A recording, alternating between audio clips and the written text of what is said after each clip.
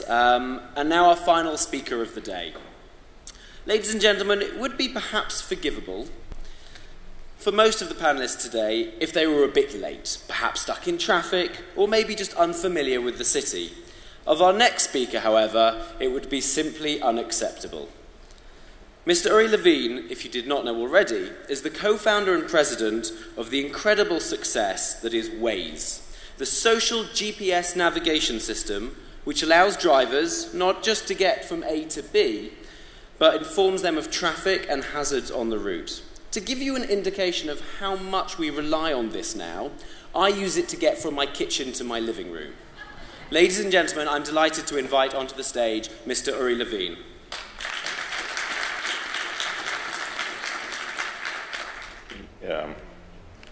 Good afternoon. I actually don't like to be on stage because I cannot see you. What I will try to do is tell you a little bit about... Clicker doesn't work. Sorry. A little bit about Waze.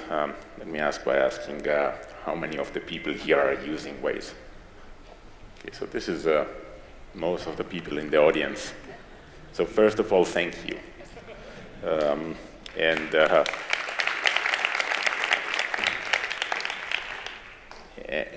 And what I would like to do is tell you a little bit of the story of Waze behind the scene, because there are actually kind of two companies, Waze. One of them is the application that most of you are familiar with, and the other one is what happens behind the scene. And as soon as I'll have the presentation, then I'll show you that.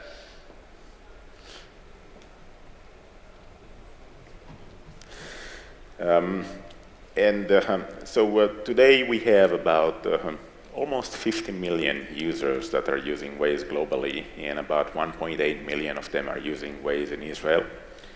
And when you consider the fact that there are only 2.7 million vehicles in Israel, this is about 2/3 of all the drivers. It's pretty amazing in the sense that we were able to build something that saves so much time and saves so much fuel that actually our contribution... Okay, good. Thank you.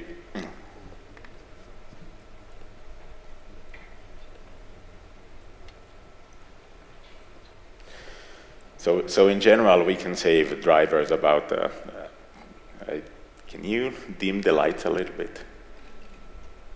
Okay.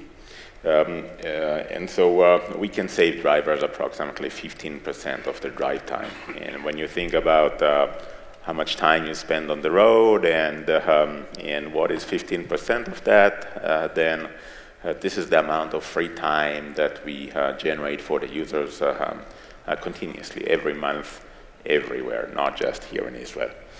And so there is Waze that you know, which is the application, the Waze, what you see, the application and the community. And there is Waze behind the scene, which is a map-making and traffic-making system. And obviously, the more users that we have, we are able to generate more and more data that we collect. And the better data that we collect, then it's pretty easy for us to get more and more users. So it's a kind of a virtuous circle that kind of feeds itself, right? So every place that we reach critical mass, then we are becoming more and more and more significant in the market. Application itself is not focused about navigation. It's actually focused about the daily commuting, the daily driving. And I know that as Israelis, we think that the most important thing is how to avoid a traffic jam. But it turns out that just knowing how long it's going to take us is much more valuable and much more important for most of the drivers in most of the cases. And the reason for that, the reason for the focus on the daily commuting is actually in order for us to collect more and more data as you drive. And I will skip the application because most of you are here are using the application. That part is pretty easy. I think the more interesting part, and by the way, just a couple of examples. It's working in LA, it's working in Latin America, it's working in Europe, it's working in pretty much everywhere. everywhere. Not everywhere it's working as good as it is in Israel, for example. It's a matter of critical mass. So in places that we have enough users, it's worked beautifully. In places that we are not, less. This is an example from Los Angeles, going from the airport into Hollywood, which is in the middle of the rush hour. So if you're familiar with the traffic there, it's really bad. And essentially, what happened is that Google said that's going to be 1 hour and 10 minutes, and Waze said that's going to be 23 minutes. And the reason is that essentially Waze was driving all the way on the 405 until it reached the traffic jam and then gets off the highway into the street level, and you can see on the picture that the highway was pretty packed. As soon as we moved to the street level was empty, and essentially it took us about 26 minutes to get there. And this happens in LA pretty much every day. Part of it is the number of alternative roads, part of it is the fact that street level is wide and you can actually drive there, but essentially the idea is that we are able to save significant amount of time to the drivers every time. Now, let me start with something else. When we started with a blank page, so there was no map. And actually, the map was created by the drivers. So when you are using the application, the map that you see there was actually created by the users. And the way that it works is the following. When the first driver used the application, we actually collected the GPS from the device itself. So when you drive with the application, we collect the location every second, and we kind of create a trace of where you have been. And when we're starting to collect a lot of those, we are starting to get something that looks like a map. And if I will tell you that that thing is a traffic circle, it looks like a traffic circle. And if you're familiar with Tel Aviv area, then this is Kikar Hamdina. And you can see the differences even between main road and street level. We can see the differences in the speed, and determines whether or not it's a highway or a major road or a minor road. And if there are 100 people going into one direction and there is no one else going the other direction, that will be one-way street. And if we will find 100 people going one direction and there is only 5 going the other direction, that will be one-way street in Tel Aviv. And essentially, we learn how people are using the roadways. We actually reflect the reality. And this is what the system does automatically. We generate out of that a road map or a road grid that is not a complete map, but it definitely reflects how people are using the roadways. And the next thing that we are doing, we actually enable the community to provide us with street names and with points of interest and with a map editing tool that they can actually correct the map. So the whole map, and by the way, today we have nearly 100,000 map editors, so people that are actually going and editing the maps and creating additional value into this, to an extent like the Wikipedia of the drivers.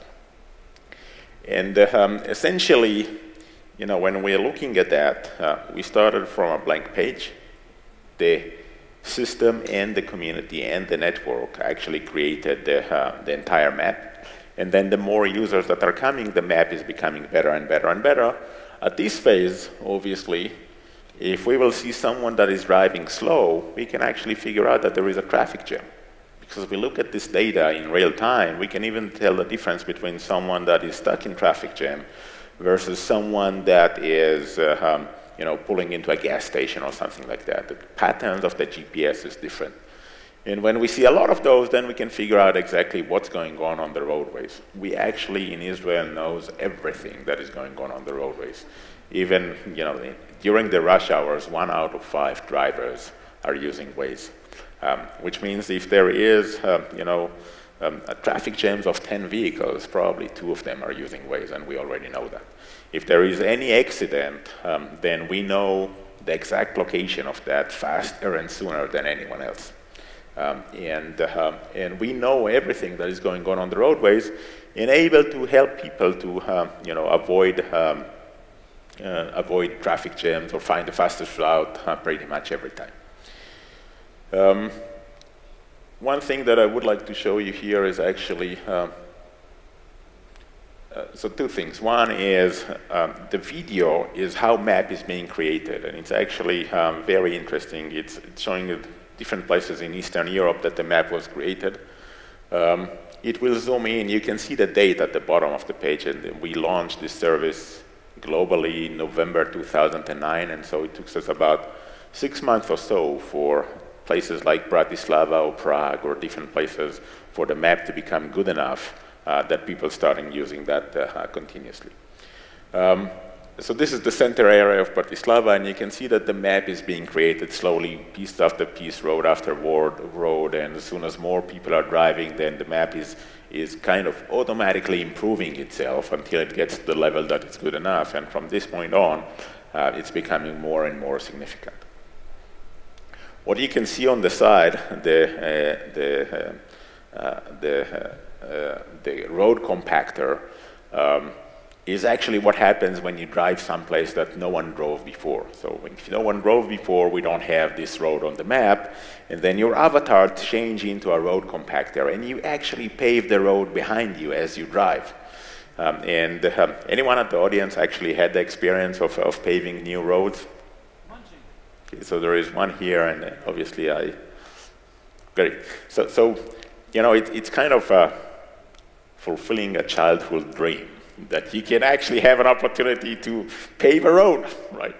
And I remember at the early days that you know, when very few roads were on the map, and you know, I was driving, and all of a sudden I'm looking at the map and I can see a street that is not on the map, and obviously I'm going right into the street in order to pave that road. And because I know how the system works, then I would be going back and forth, and in order for the system to learn that, I would do that 3 times, and then I would start going into one, you know, each and every intersection at a time in order to make sure that the system learns all the turn restrictions. At the beginning it was like that, but after a little while, more and more people actually, you know, joined in order to create more and more data, and it actually was created mainly by the users. And in most places, we simply start with a blank page. In Israel, we started with a blank page. In most places, we started with a blank page. One of the things that we enable the users is actually with a map editing tool. We create a tool for, I would call that maybe enthusiastic amateurs. So not GIS, not map makers, not professional, amateurs that wants to contribute what they know into the map. And this is, by the way, an example in Kuala Lumpur, and there are like 2 million users in Kuala Lumpur, or in Malaysia in general. And when you consider the fact that there are no business relationship or any relationship between Israel and Malaysia, it's pretty surprising. And so essentially it's a map editing tool. You can change the road attributes, you can add points of interest, you can do pretty much anything. Full control of the map by the community. And one of the things that it's raised the interest is, okay, so, you know, if we are not controlling the map, then how do you empower the community on one hand, but also what if if you give them full control? And a very interesting part of it is crowdsourcing issues. So, you know, what prevents me of going into the map editing tool and change road number 1 into Levin Boulevard? So number 1, I can't. I don't have enough credibility and enough level to do that. And if I would be able, then obviously everyone knows that it's not the case, and they will override that in no time. What I can do is probably call the driveway to my parking lot, I can probably call that Levin Boulevard, because I drove there more than anyone else, and probably no one cares, right? No one even knows that there is no name for a driveway, right? In general, if no one went there, it's not even on the map. So if there is you know, a small place that no one went there with Waze, it's not on the map. And the power of the crowdsourcing is that where people care and where people are available and they do care, it's becoming significantly better than anything else. And if they don't care, it's not even there. And this is the crowdsourcing. Some you know, trusting the community is very important for us. Essentially, we empower them, we give them the tool, but we do not validate what they do. So even if you would report that there is an accident, we don't know if the accident is actually there. You drive with the application, report that there is an accident, we don't know if the accident is actually there. What we do know is that the next driver is going to get a warning that be careful, an accident ahead of you, and if it's not there, they would say it's not there. And so we empower the community to do all that. Just an example of traffic information and traffic flow in multiple metropolitan areas in a few places, and what we can see is think LA on the left and Kuala Lumpur, Sao Paulo, and Paris. During the night, pretty much nothing going on in there. But as soon as rush hour was starting to take off, and then the rest of the day, red are traffic jams, blue are police reports, and so forth. And essentially, we have better traffic information in most of the major metropolitan places in the world. Now, this leads us to a lot of thoughts of what can be done with that, and it's a lot of things that can be done with that. Just think of, for example, what if I can go into the mayor of Jerusalem and tell him what's the wait time to make a left turn in each and every traffic light in the city, every day of the week, every hour of the day, even in real time. And all they have to do is recalibrate the traffic control system. And we're starting to do that in multiple places, part of it is this information actually creates the value of the Waze drivers to all the drivers. And in addition, you can do better planning, do better transportation planning, better urban planning, and actually optimize the transportation system of a metropolitan area, of a country, of everywhere. One of the questions that I'm being asked is what we are doing in the car industry, and the most interesting approach is this approach. It's a mirrored approach. So the application is actually running on the smartphone, on the iPhone, or on the Android phone, but it's connected to a large display that is in the middle of the dashboard, and you actually can operate the application from the dashboard, even though that it's running on the smartphone. U.S. market is going into this direction more and more. Europeans still, verdict is still out, so it's unclear whether or not this is what they will be implementing. By the way, this is a Honda, and there are Pioneers, there are Clarions devices, there are different devices that are starting to enable that. In our perspective, when we are doing something like that, then we have more usage. So people are using the application more frequent, even though that today average time or average usage is about 17 times a month. With that, you probably would be using that every drive. And so for us, it's more usage, which we care about. So let me summarize maybe the Waze story in the following fashion. 12 years ago, there was no Wikipedia. Today, there is no Britannica. Now, in the world of map making, there are only 4 players. There is Nokia through an acquisition of Navteq, there is TomTom through an acquisition of TeleAtlas, there is Google, and there is Waze. And the last two kind of don't care how much it costs to maintain the map data as it is. In the Google case, because they have so much money that they actually don't care. And in our case, that we empower the community, we have a very efficient method of keeping the map fresh. If you would ask me, that means that in 12 years, the Navteq and Nokia, or Navteq and TeleAtlas would not be there. I would say that we already started 6 years ago.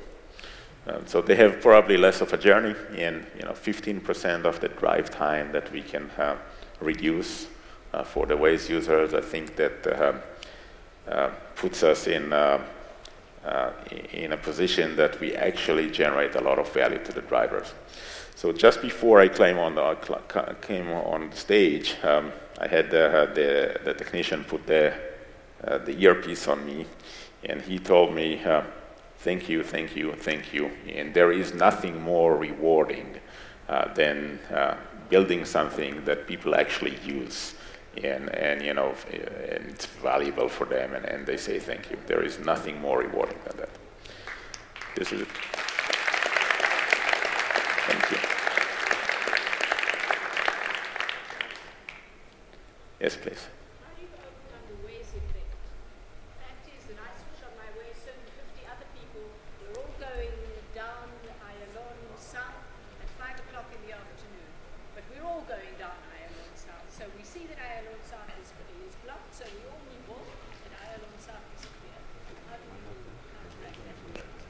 So the way that we actually optimize your route and each one of these 50 or 500 or 5,000 people separately.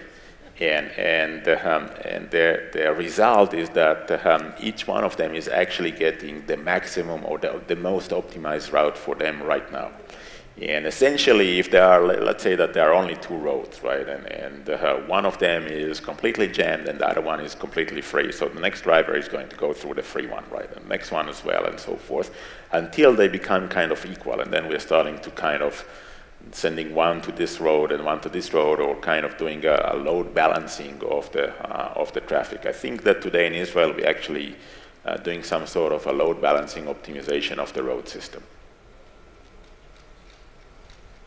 Yes, please.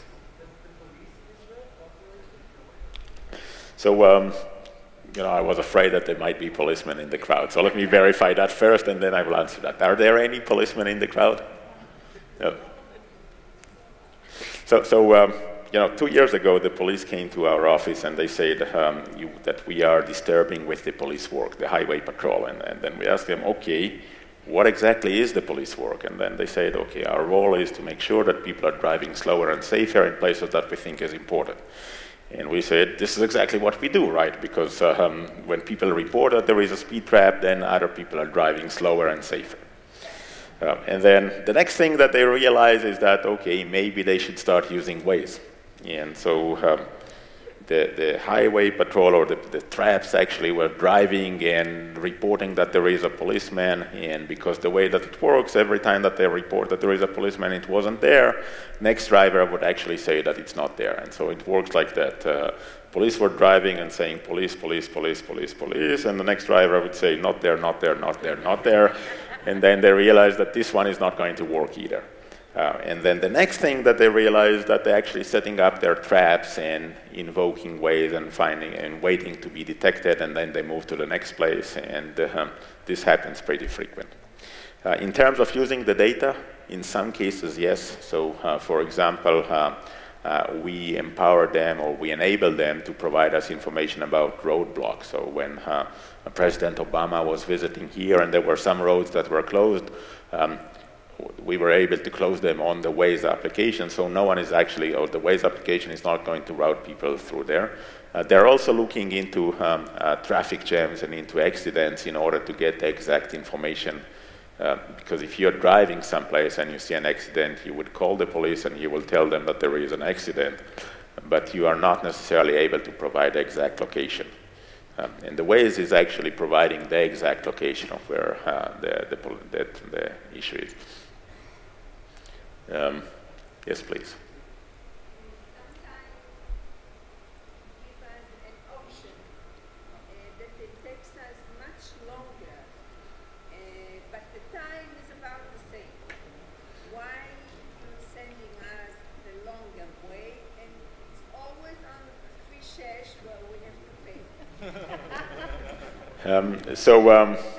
So no, we do not have any relationship with the toll road. We don't get any money back, and part of it is in many cases it's because what we're doing in terms of traffic is analyzing not only the real time but also the historical traffic patterns, and so the differences could be small, but they might become more significant later. In general. And I agree that it makes sense to use the alternative routes feature in that case. Is look at the alternative routes and figure out, okay, it's going to save me 5 minutes and it's going to cost 15 shekels, and does it worth it or does worth it? And in that case, yes.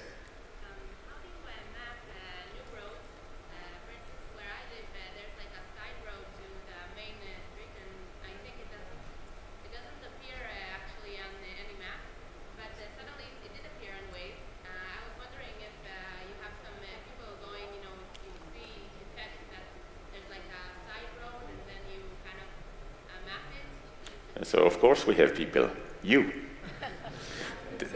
The way that it works today, because in early days when most of the country is not mapped yet, then every time that you drive in a place that there is no road on the map, then you automatically create a road. In places that the map is nearly complete, then you actually need to say, I'm driving on a new road right now, and you kind of, in the reporting, you say, map issues or something, and then your avatar becoming into the road compactor, and you actually pave the road. As soon as you pave this road, then tomorrow morning this road is going to be available for the rest of the drivers. And so it's being done by the people, by the users, and this is the power of the crowdsourcing. No. Someone simply driving there.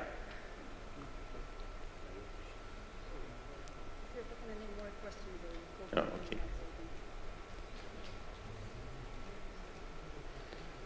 Yes. Maybe you can tell us a few words about your business model.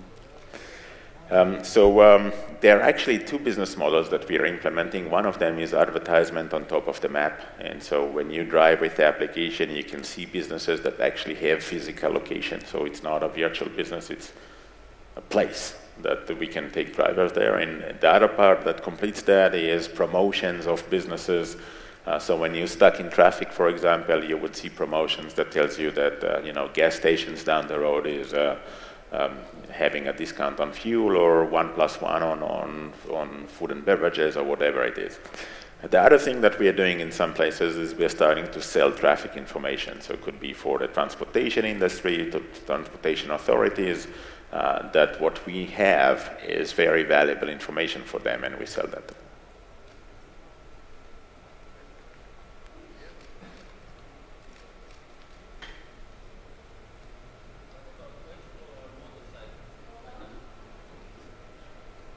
Ways for motorcycles that we don't care about traffic, but we want to get to where we want, and we want the fastest lane regardless of traffic. Do we have a solution for that? So essentially not, because you're not participating in the way that we expect you to participate. You're not as a motorcycles, at least in Israel, you do not stand in traffic. And so you don't have anything interesting for us, and therefore we don't have anything interesting for you.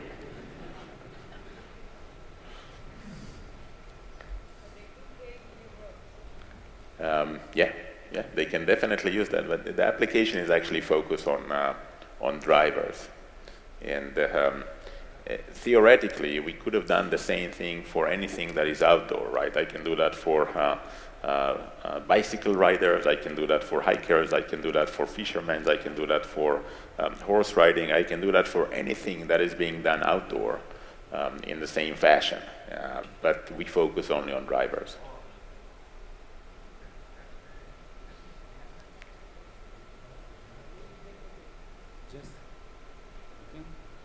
Just out of curiosity,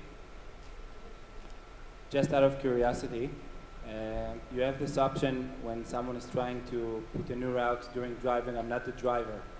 You have to push on it while you're driving. Did anyone use this button honestly ever? So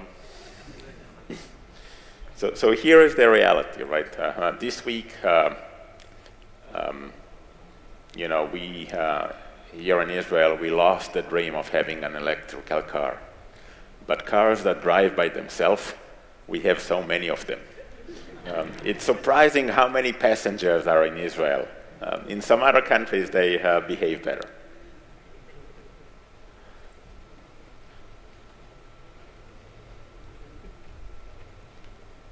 When you first began, before you had a map to offer people, how did you give them incentive to be part of your mapping tool?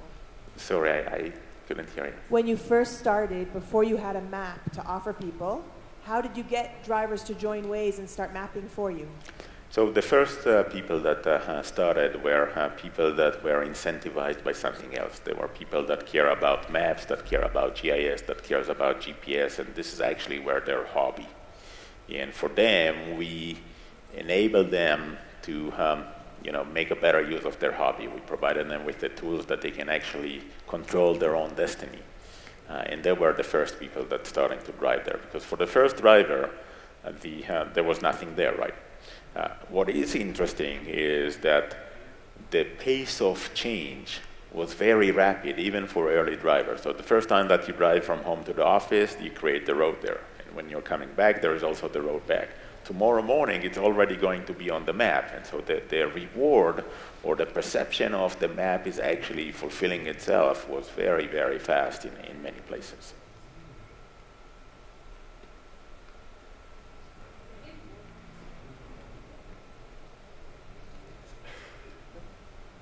First of all, thank you very much. I love the app. So my question is not a complaint, just how to, I even have a picture. On my way home, lately, it's taking me the wrong route. It's where I'm supposed to turn right. It says first go straight, then make a left, another left, around, a right, and left. Quite a circle that comes from the opposite direction. And I can assure you that I'm not driving down a runway road the wrong way. So I would say, send this picture to the support at waze.com, and it will help us to improve. In general, we probably have much more mistakes than that. We probably have many. So I want to ask what the future of the company. We just saw now a few days ago, it was published in the newspaper that Facebook, Google, people are looking into buying the company. Could you tell us a little bit more what's going on with the company? So, in general, Waze do not comment on rumors. I would say that newspaper have sold us about 6 or 7 times in the last 6 months or so, and we're still here. Right? And the newspapers are not the buyers. Right?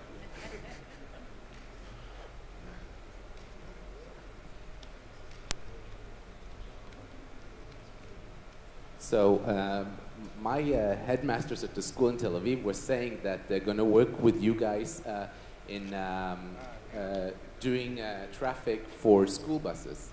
My kids go to the art school in Tel Aviv, which have school buses, and they said that the city of Tel Aviv and the school is working with Waze that every driver of the school bus will get a pre-programmed kind of Waze that will show them the route that they have to go with the bus. Is that the next thing that you're going to do?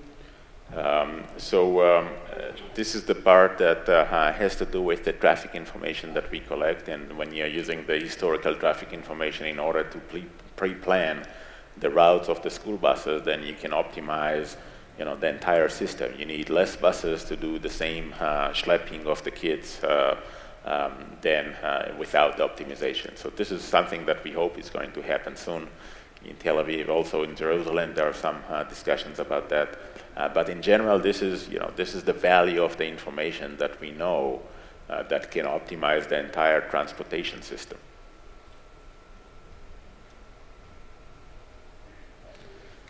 Okay.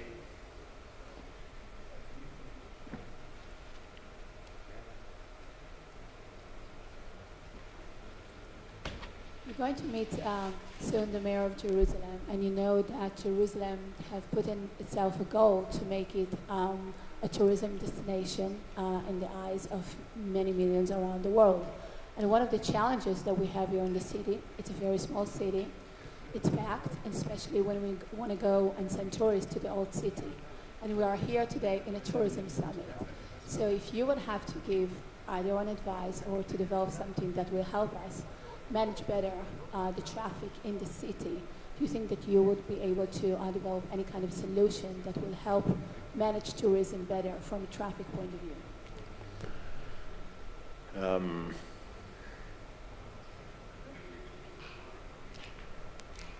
So in most cases in tourism, I think that the routes that tourists take are kind of much more expected than the local population. So they are going from top 10 attractions and from one to the other and so forth. And if we can figure out better how long does it take to actually move from one place to another place, and what is the most optimized route, we can actually create road signs or electronic signs for them that will tell them, okay, this is the way to optimize your different points along the tour that you want to take, and this is expected how long it's going to take you. And by providing people more information on that, you're actually going to optimize the way that they are, that they will figure out, okay, it's going to take us half a day to get there. Let's do something in between. Let's do something that is more attractive. Expecting them to use an application is probably totally wrong. People or tourists do not use local applications, and Waze as an application is focused towards the local people, not the tourists. But taking the information that we collect and actually making electronic road signs out of that, or telling people that your most optimized route from going from one place to another place is actually doing that the other way around in order to avoid the traffic, or in order to spend more time at the things that you want to see versus the things that you don't care about, is probably a better way.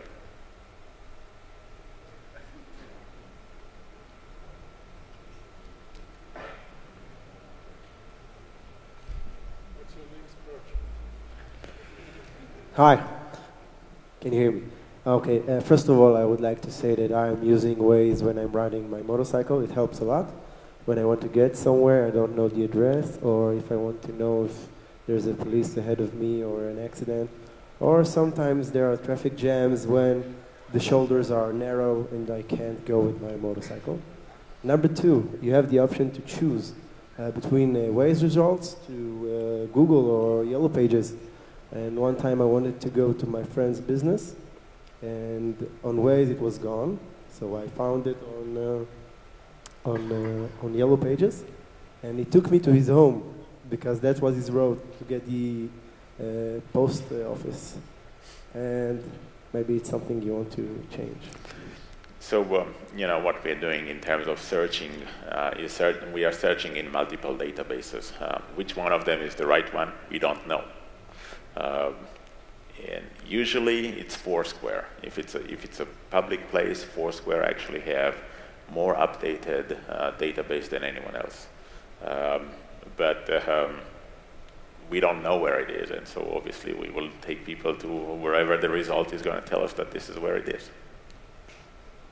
Okay.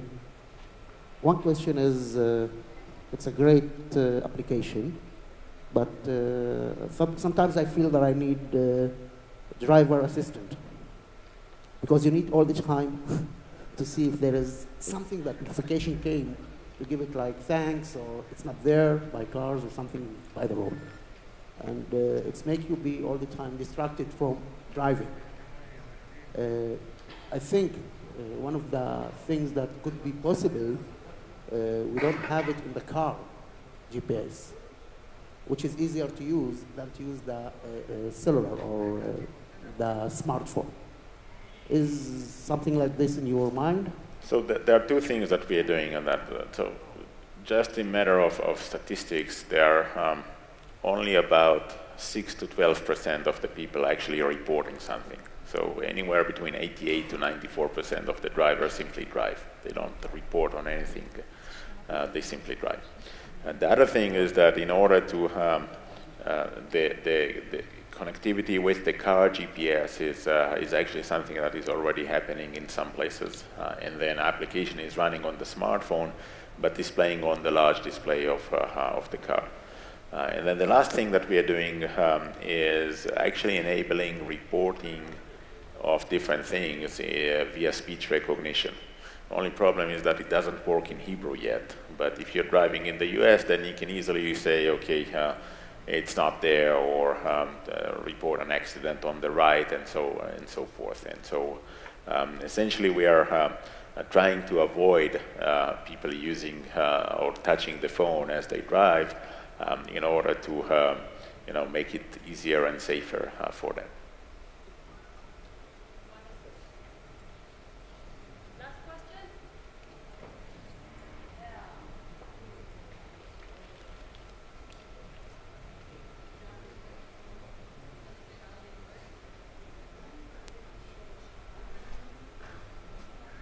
Practice my English. Me? Not a question, an idea for this convention here, and for the great thing that you're doing is to get together with Wikipedia and have, like when you get to points that if I want to know something about this place, to have the Wikipedia coming up, and then you'll have those two things together for tourism, for people that live, in the region, and get to know where you're going, like what you're doing. So I think it's an excellent idea, but the Waze focus on the daily commuters, on the local people, and not on the tourists. And the underlying assumptions that tourists would use the application locally is probably, at least up until now, it turned out to be wrong. So people are using that only in the place that they live, and they barely use that elsewhere. And this is what we have seen.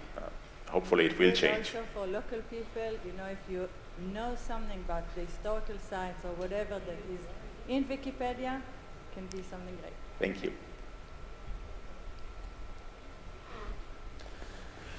Okay, thank you. Ladies and gentlemen, Mr. Uri Levin.